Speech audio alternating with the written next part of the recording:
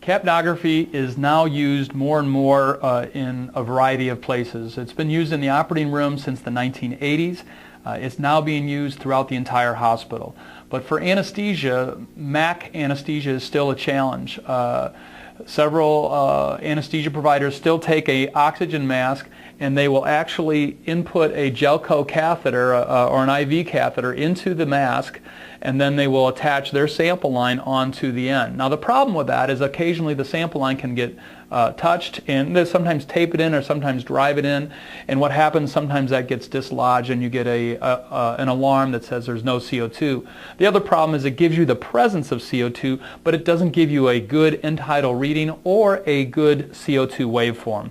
With the Capnoxygen mask, you are able to securely attach it via a lure lock right here on the mask, and you're providing oxygen, 6 liters plus of oxygen to your patient, but the entire time you're getting an excellent CO2 waveform. So the Capnoxygen mask is available as a great provider of CO2 monitoring and oxygen to the patient for capnography and for your MAC cases or monitored anesthesia cases.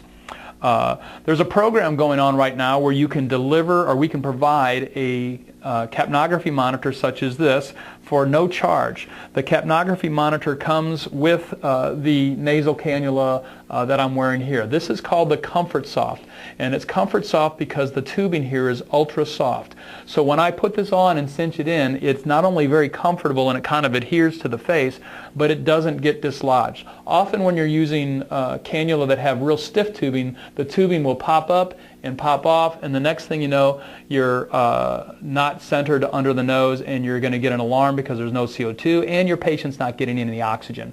With the Comfort Soft, you virtually are guaranteed that when you place it and cinch it up, it's going to stay there.